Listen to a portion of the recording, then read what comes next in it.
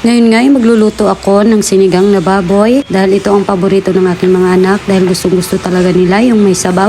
At syempre ako gustong-gusto ko rin to dahil gusto ko talaga ng medyo masabawang ulam. Charing, talagang masabaw ha.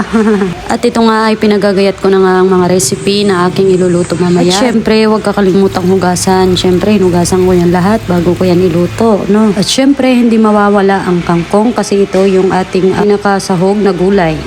Siyempre, hinugasan ko rin naman yung baboy kasi madumi yan, galing yan sa palengke. Kinaukaw ng mga tao, haha. Ngayon naman ay lagyan muna natin ng mantika, itong ating kaserola.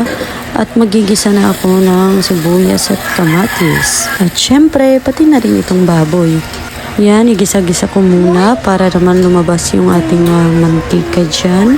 At nilagyan ko na rin ng mga pampalasa at sabaw. Yan, inukay-ukay ko muna kasi nga yung baboy ay dumidikit doon sa may kaserola. Kasabay na rin naman itong kangkong ay ilalagay ko na rin siya para naman mamaya ay medyo luto na. So yan, pagpasensyahan nyo na kung ito yung pamamaraan ko sa pagluluto ng aking sinigang. Dahil may kanya-kanyang style naman tayo, kung iba sa'yo, ganito yung sa akin. Charot! Alam nyo naman na may mga tao talaga na mahilig mamuna sa mga ginagawa ng ibang tao. At doon lang sila nakafocus sa mga mali mo, di ba? Doon yung inaabangan nila yung mga pagkakamali mo. Pero yung pagiging mabuti mo, ay wala lang sa kanila yun, di ba? Syempre, chika muna tayo kasi hindi puro lagi luto. Magchika-chika rin tayo dito habang nagluluto ako. Yung mga ganong tao ay talaga namang iwasan ninyo na dahil wala naman tayong mapapala sa mga yan. Kung hanggang ngayon ganyan sila, ganyan pa rin yan sila hanggang dulo. So balik na nga tayo dito sa aking niluluto. Ayan, kumukulo na. Tama na yung chika. Talaga namang sarap kumain na nito ngayon. Ayan, tikman muna natin ngayon kung sakto na yung lasa.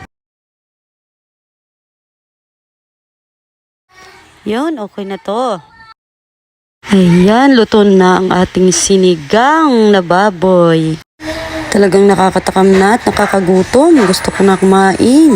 Kaya naihahain ko na ito dahil kakain na kami.